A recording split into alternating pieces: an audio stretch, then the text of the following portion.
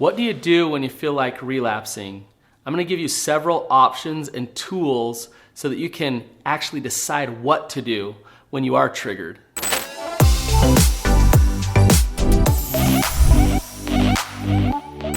Is there any hope when you feel like relapsing and you're triggered? Is there any hope for sobriety? Is there any hope for avoiding actually going with the relapse? As an addiction recovery specialist, I can tell you that there is hope. You can get out of that trigger and you can actually avoid relapse. But it's important for you to understand your brain and to actually have some tools ready. So I'm going to give you some tools, one specific tool in particular that's way helpful in avoiding relapse when you feel like relapsing. The first thing to understand is, what is your trigger? Why are you triggered? Why do you want to relapse?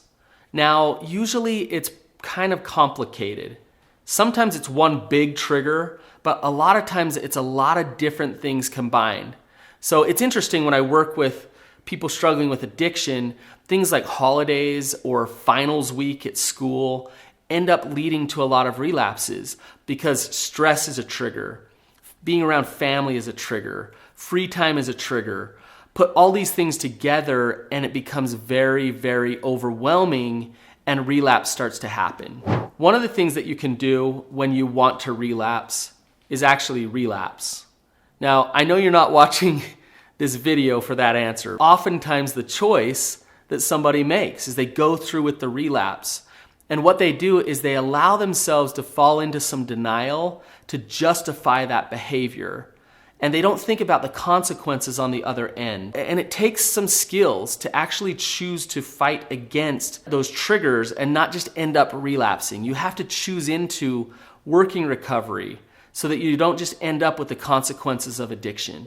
What happens to your brain when you want to relapse is the middle part of your brain, or what we call your limbic system, is saying, I'm bored, I'm stressed, I need something, so let's go get it. Now, if you stay in that middle part of your brain that is somewhat unconscious, it's just about feeling and desire and moving forward and getting those desires met, then you'll relapse. Relapse prevention is all about moving to the front part of your brain where consciousness exists, mindfulness exists. If you can move those triggers to the front part of your brain, then you have a chance. A lot of times people want to just avoid triggers or pretend like they're not there. It's important that you actually kind of take a step toward them. And what I mean by that is acknowledge them, be aware of them, accept that they're there. If you say out loud to yourself, I'm triggered by stress about school. I'm triggered because I saw this thing or I smelled that thing. I am triggered. I'm going to acknowledge that that's there. Now you're moving that to the front part of your brain. The best way out of relapse is through connection and accountability. Addiction thrives in secrecy. It lives in the dark. So when you do get conscious of your triggers, you acknowledge them, it's important that you get some connection. Call a friend, call a sponsor, talk to a family member, call your therapist and tell them, this is what I'm feeling. This is where I'm at, and I really do desire to relapse. If you're saying out loud to somebody else that you desire to relapse, it really decreases the chances of relapse. Denial starts to set in. Now, what denial is thinking errors. You start tricking yourself saying, this behavior is okay. It's not that big a deal. Or I need to do this. There's a good reason for this bad behavior. So dishonesty with self actually leads to relapse. So it's important that you stay honest. You stay honest with yourself. You call somebody else and you say something like this, I really desire to relapse. I'm triggered by stress at school and I'm trying to justify that I can go do this thing because I'm so stressed out. And I know that justification is a lie. So when you're that honest with yourself, it takes away the possibility of rationalizing or justifying your way into a relapse. I'm about to teach you a powerful relapse prevention tool, but before I do, please like this video and subscribe to my channel. Think about it this way, your brain has certain pathways, certain superhighways that you've conditioned your brain. So when you feel uncomfortable, your brain says, this is a way to feel good. Go do this thing to avoid that discomfort. and it will automatically take you there. And if you don't create new pathways in your brain, then relapse will be the way that you try to cope with life. So it's important that you start to carve out new pathways, new opportunities, new things that you can do when triggers do come. One of the tools that I use when you are triggered is what's called the stop mantra. And the stop mantra works because it carves out new pathways in your brain. This is how the stop mantra works. The first thing I want you to do when you notice that you're triggered is to say stop, and say it out loud. The reason I want you to say it out loud is because you're more conscious when you hear it and you say it. The next thing I want you to do is to say a statement of truth, because in that moment, your addiction is trying to get you to lie to yourself. So it's important that you bring truth into the equation. So something like this, something fast and easy. Stop. I can do hard things. It's a powerful statement of truth. Stop. I'm a son of God. Stop. I know what I want in my life. So anything that's powerful and full of truth, bring it into the equation. So that's just the first part of the stop mantra. Next, I want you to list 5 things that increase in intensity that you can do to slow the trigger and to slow the relapse. So, for example, the first thing might be, I'm gonna stop. The first thing I do is I'm gonna breathe for 2 minutes. I'm just gonna focus on my breath.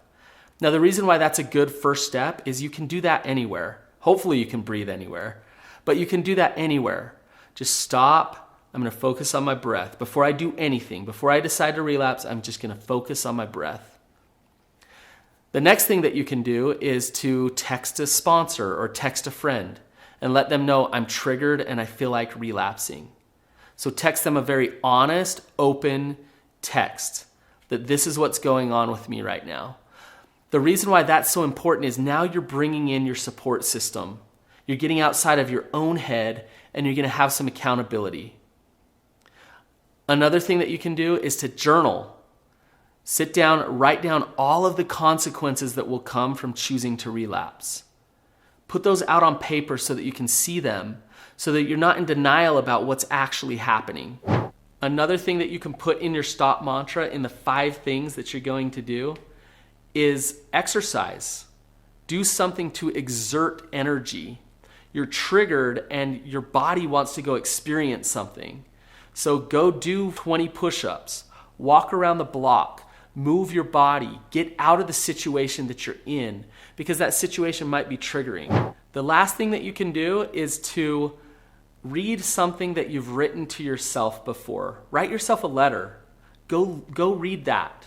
Go read your own words that say you don't want to do this. Don't follow through with this.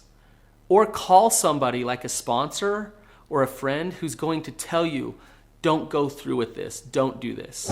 Now, the 5 things you put on your stop mantra might be different for everybody. They're not the exact same thing for every person. But put 5 things on there, and you're gonna have to practice them over and over and over again.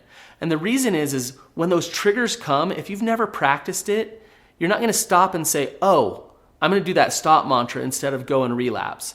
Relapse is a much easier option. But if you've walked yourself through the 5 things that you're doing, so for example, stop, I can do hard things. I'm gonna breathe for 3 minutes. I'm going to text a friend. I'm going to listen to my recovery playlist. I'm going to call a sponsor, and then I'm gonna go walk around the block. Those are my 5 things, and I do those same 5 things every single time so that I know when I'm triggered into doing some healthy self-care that gets me out of the possibility of relapse. You might be thinking, what if I can't do those things? Like, what if I'm sitting in a work meeting and I'm really triggered? I can't go walk around the block or listen to my playlist. So this is what I want you to think about. Have some things in your stop mantra that you can do anywhere. That's why things like breathing is important. The other thing to consider is your priorities. You might be thinking, well, I'm in this situation, so I can't go do that self-care. You know what? It might be more important for you to avoid relapse than for you to stay in that meeting. So go for the walk around the block anyways. Choose to deal with the trigger and to deal with your own recovery first over another situation. Prioritize it. The way to turn the tide on relapse is to bring it into the light. Bring it up and bring it out. The way to follow through with a relapse is to take it into the dark. So have tools where you're speaking openly, you're being honest with yourself, and you're connecting with others. Those are the things that are going to make it so that you don't follow through with a relapse. If this video about relapse prevention has been helpful, then check out my other video, How Do You Know If You're Addicted to Porn? And that will help you understand whether or not you're actually dealing with an addiction.